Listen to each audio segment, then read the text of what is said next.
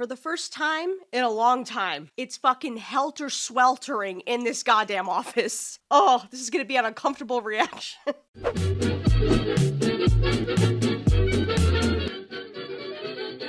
What's going on, guys? My name is Morgan. Welcome to or back to my channel. Today we're continuing RWBY. Today we're doing Volume 4, Episodes 4 and 5. We're finally getting back into it with the 2-episode reactions. As always, before we get into it, if you want the full uncut video, that's available over on the Patreon. If you want to follow me on social media, you can do so here. Also on Patreon exclusives. Right now I'm doing Stranger Things. I've also done The Mighty Nine, My Adventures with Superman, Wednesday Season 2, Doctor Who, Vox Machina, and Inside Man. And I am very far ahead on Patreon by the time this hits YouTube when it comes to RWBY. So yeah, I think that's all the business. All being said, let's get into this. The baby boy is back! Yes! Yes! I don't even know his name! But I know on sight that is my baby boy! He's not even spoken a single fucking word and I love him so much!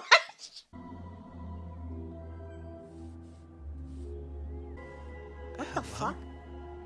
Why does it look like he's seeing himself for the first time? I'm assuming that mirror isn't new. So why is it like he's seeing himself for the first time? I don't know why, but immediately my brain is like, that's Ozpin reincarnated or something. We still don't know what happened to Ozpin. Cinder claims she killed Ozpin. So if she did, is it like a reincarnation of himself where he kind of like takes over someone else's body? Hello, I'm Professor Ozpin. I spoke way too soon. Ozpin just lives in this kid's head now. Oh, god damn it. Yep, we're getting into it with Yang's shit now. God damn it. Oh, and she's imagining having both of her arms back.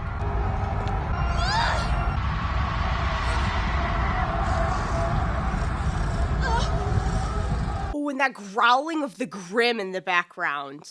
God, like, but this just shows you how powerless she feels now. Like, half of her weapons were taken away from her. Her weapons were her fists. And now that she's missing one of them, obviously she fears, if I couldn't handle Adam when I had both of my arms, who's to say I could take him now when I only have the one? Just watching her go through it and have these, like, nightmares and this PTSD, it's so upsetting, especially for Yang, who was such a strong character. And, like, now to see her feel this powerless, it's... Oh, I feel so bad for her. It's not even the best part.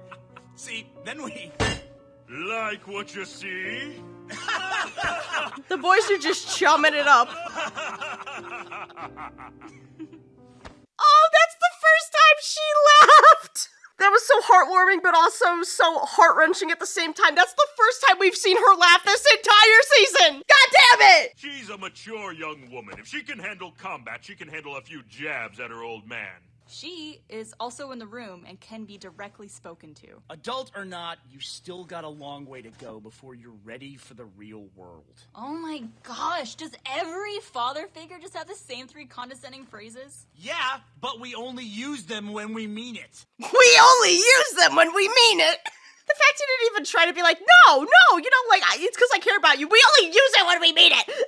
I can understand where Yang is coming from, though, and getting defensive, because while, yes, she was hurt, she also doesn't seem like the type to want people to baby her because of what happened to her. You know, she doesn't want to be seen as someone that needs protecting. She wants to do the protecting. So, obviously, with her father getting protective of her because he could have lost her, so now he's getting more protective because she almost died. Oh, it's such a complicated situation. So, As a matter of fact, it is so. If you honestly think that you're ready to go out there on your own, well, I guess you lost some brain cells along with that arm. you jerk!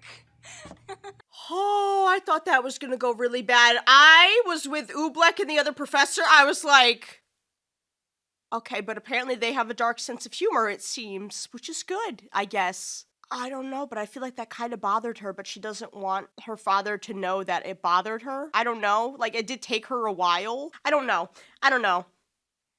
God, I don't know! I don't know how to fucking dissect that interaction. Do you want me to just pretend like nothing happened? A piece of me is gone, and it's never coming back. But that doesn't have to stop you from becoming who you want to be. Father's speaking some words of wisdom!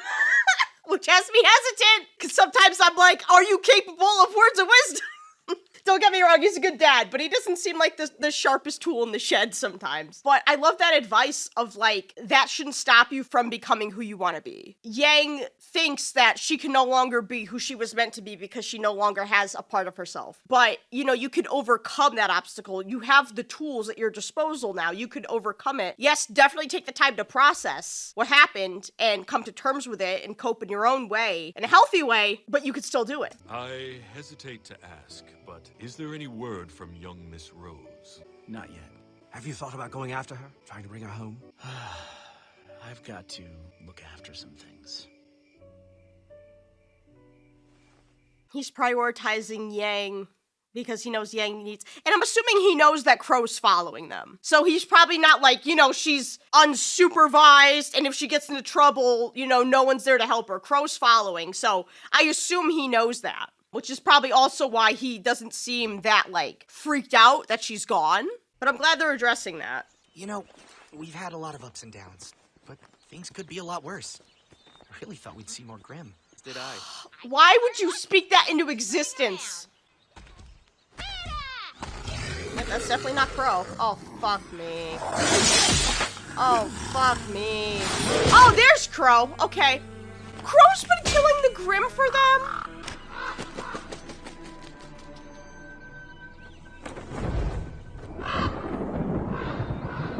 So not only can he, like, turn into a crow, but he can also, like, send out crows to be his spies while he's in his human form, apparently. Crow is such a good uncle, man! I fucking love him! Oh, I didn't. From the woman upstairs. Red eyes. Said you wouldn't mind bottom shelf.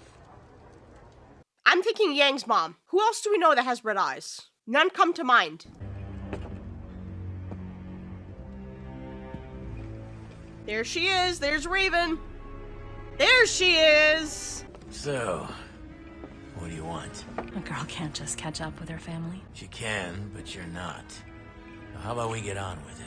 A girl can't just catch up with her family. She can, but you're not. Like, is that him inferring that she's not family, or is that him inferring she's not here to just catch up? I would assume it's here to just not catch up, because they seem to have a very strange relationship, but I don't think it's strained to the point where he doesn't consider her his sister. I don't know, but I'm interested that we're actually finally getting to hear Raven's voice and kind of get to see her without the mask on and get a little bit more into her as a character, because she's one of the characters that I have the most questions about because we barely know anything about her. We know more about Cinder than we do about Yang's own mother. Does she have it? It's just obnoxious that you'd bring up family, then carry on like your own daughter doesn't exist. I saved her. Once. Because that was your rule, right? Okay, but when she says, does she have it, is it something Yang could have inherited from her? Is that why she kept her distance, and the moment she gave birth to her, she dipped? I don't know, did she assume, like, if she kept her distance, Yang wouldn't get whatever this thing is that she's alluding to? But what would that thing be? Does Salem have it? Salem? I thought you weren't interested in all of that. I just want to know what we are up against. Is Salem the fucking witch lady thing that I've been calling Grimm this entire time? Because she's saying, does she have it? Is it the relic? Maybe she's talking about the relic then and not some trait or gene. You're the one who left. The tribe raised us, and you turned your back on them. They were killers and thieves. They were your family. You have a very skewed perception of that word. It seems like Crow and Blake would get along. Being part of this group that kills people, steals from people, does unspeakable things you don't agree with, and then leaving that group. I think Crow and Blake would get along. I think Crow would be a great role model for Blake, actually. I feel like they should definitely talk. But okay, so Crow left their family, and Raven's upset about it when she literally abandoned her child. Girl, why are we throwing rocks when you live in a literal glass house? The whole thing is see-through. It's not even a glass house, it's a fucking bubble. You live in a bubble, like the wind blows the wrong way and poof, it's gone. The weak die, the strong live. Those are the rules. Well, you've certainly got someone strong on your side. I've seen the damage. We couldn't have known the Grimm would set in as quickly as they did. I'm not talking about the Grimm. Okay, wait, they're talking about towns. Have they been the ones causing the Grimm to attack the towns? And it wasn't Cinder and her gangle of misfits. Because she said, how could we know the Grimm would settle in that fast? Every time I think I'm onto something, I'm not. So that's why I'm like, is it that? Or is this another, like, chasing my tail around but I'll never catch it scenario? If you don't know where the relic is, then we have nothing left to talk about. It is the relic. She's after you. I don't know where the Spring Maiden is either. Without her, we're all going to die. Ooh, the light flickering out was... And which we are you referring to? Everybody. I don't know how to feel about Raven still. I'm like... She kind of seems like a bitch. Maybe Yang is better off without her. That's where I am right now in this part of the show where I'm like, maybe Yang dodged a bullet with her mom leaving. Is she working for the Grimm lady then? I don't know. Her ability to just teleport places seems like something the Grimm lady would be able to do. I love that he's tending to sunflowers. Oh, she got her arm, yay! She's embraced that part of her. Yes, good for her. Okay, let's get started.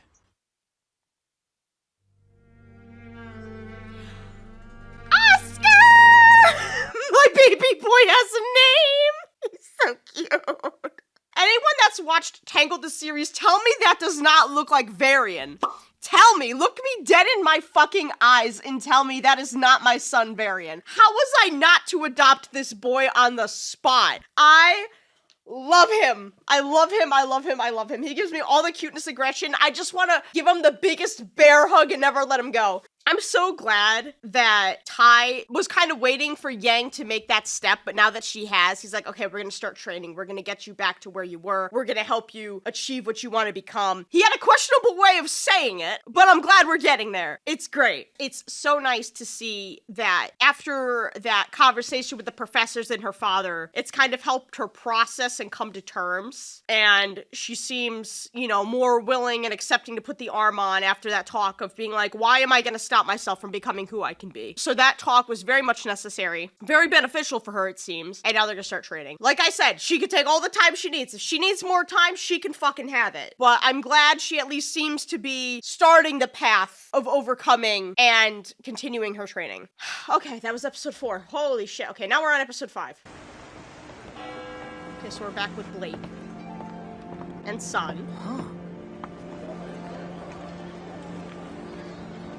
Oh, they're all faunuses.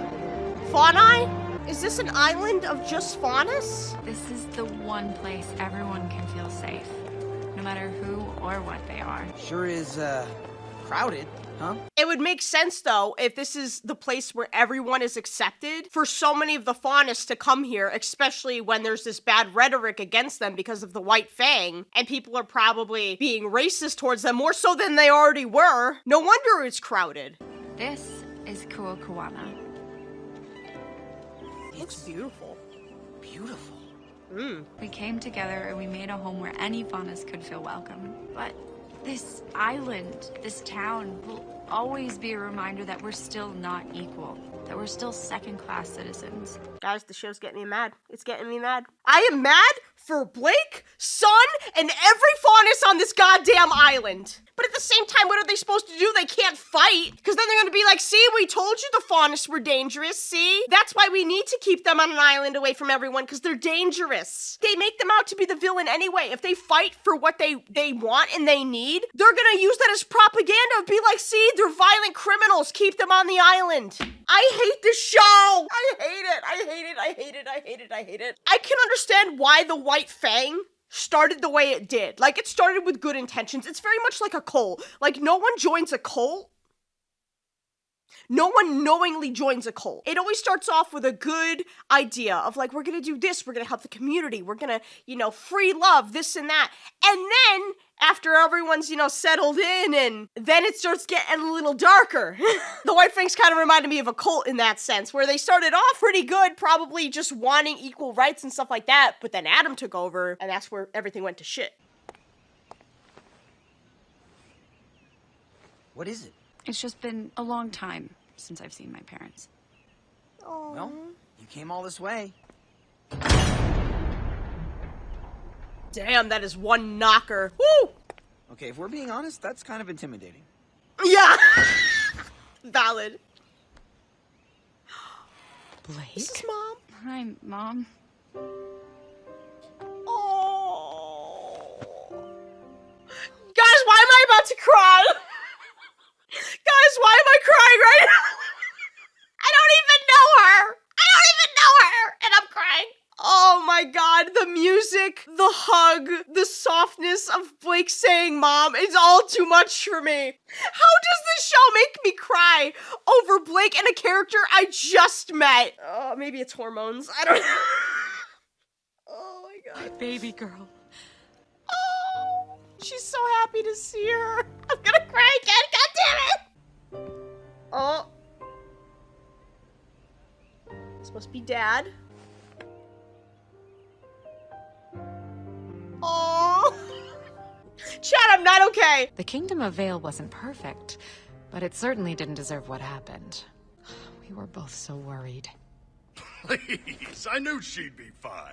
Dad's like, I was never worried. Men don't worry, I'm fine. Is everything okay? It's just been hard dealing with them lately. Dealing with who? The White Fang. What? I'm not sure what you've heard of our organization, but I can assure you we're not nearly as ferocious as the media would have you believe. What we've heard? We've seen firsthand. Your Yeah. fanatics slaughtered people. What is she talking about? Precisely what we came to discuss with you, Your Grace.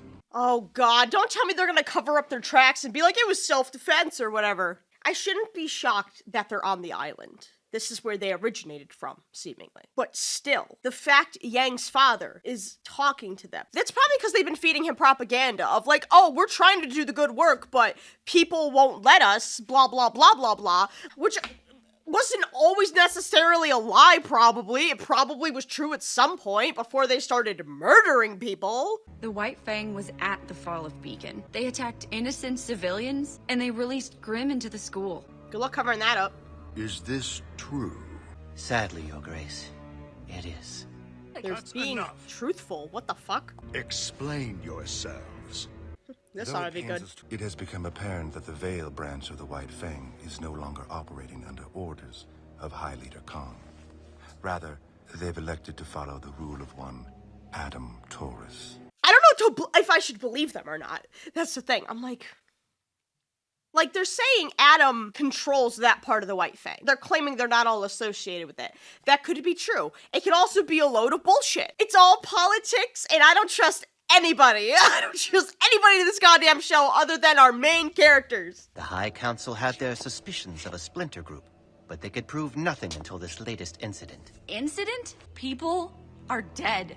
Yeah, they're downplaying it a lot with their language. Your Grace, we came to assure you that Brother Taurus and his followers do not represent the will of the White Fang.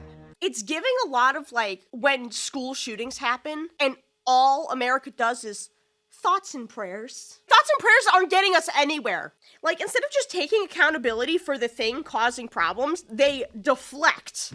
The show is too much like real life. I'm telling you, it gets me so mad. I hate the world we live in. I hate it. The White Fang's tactics are admittedly more aggressive since you stepped down as High Leader and became Chieftain of Menagerie. Oh, he was a high leader at one point. I'd like some time to reconnect with my daughter. But of course, Your Grace. We completely understand. It was a pleasure to see you again, young Blake. We were saddened when we heard of your departure from the White Fang, but understand if you can no longer support our cause. It is a wearying fight, after all. Who says I'm done fighting? Yeah, just done fighting for a corrupt group. Sister Ilya would be elated. Goodbye, gentlemen. I still don't know what to make of them, because they seemed very respectful, and they weren't really giving off malice. But still, who's to say Adam isn't controlling them secretly? I don't know. I'm just too paranoid. I'm too paranoid for this shit. I'm like, everybody's a suspect! And just like them accusing her of like, oh, we understand if you don't want to fight anymore. And she's like, That wasn't the problem, my guys. The problem was we're doing violence against people, and that's not the way I agree with. Like, that was the issue. I really don't know what to make of them. I would like to just think that they're nice, but the show gives me trust issues, so I can't necessarily trust them. Interesting indeed. Yeah. So, shall we inform Brother Adam? And this is why I don't trust bitches in this show. This is why I'm like, you seem nice, but I still don't trust you. Because then the show goes and validates me being a paranoid bitch.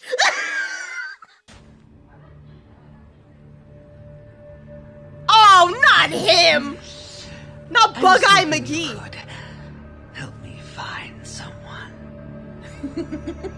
6 feet, my guy, 6 feet. Let's do some COVID rules. Stay 6 feet away. Hopefully, ideally 6 miles. Guys, like, I don't ever want to hear it from you guys that I'm too paranoid because of shit like that, okay? It'd be one thing if I was unwarranted and it was never proven for me to be hesitant of any new characters or any people that we haven't met yet. Exhibit A of why I don't trust anyone in this goddamn show that we haven't known for seasons already. The fucking White Fang of like, they're such conniving motherfuckers, cause the story made sense. That's what pisses me off. Like, me as someone that saw everything that happened at Beacon, I was like, okay, let's give them the benefit of the doubt and say that was just a group of the White Fang. Like, I just assumed it was like a global thing, the White Fang, but there was only this small section. Like, okay, that would make sense because we've heard of things like that happening before in the real world. Except no, that was all part of the plan to get Blake's father to chill and to, you know, like, consider keeping him in their good graces. Consider keeping them in his good graces, I should say. The show is so fucking good. I hate that it's so good. It makes me so mad. How can a show be so emotionally devastating, be so politically tense, but still be such a good goddamn show? Like, I hate this game of emotions we play. I think that should have been the tagline for this fucking show. It really should have, because that is the most accurate fucking line that's been said in the entirety of the show so far. Well, I'm glad to see that everyone kind of has their own support network going on, except Weiss. But RWBY has, you know, Jean, Nora, Ren, and Yang has her father, and you know, he's gonna help her get used to the arm and get her back up to her usual fighting ability. And Blake has her father and her mother who love her very much. And just seeing that interaction of them, like, embracing her, oh god, that was such a guttural fucking, like, wholesome thing. Like, I don't think I've ever cried at a parent hugging their child who we just fucking met for the first time. Anyways, that is going to be it for this video, guys. Thank you guys so much for watching. If you want the full uncut video, it's over an hour long at this point. That's available over on the Patreon. Let me know what you guys thought about these episodes in the comments below. And as always, I'll see you guys in the next video.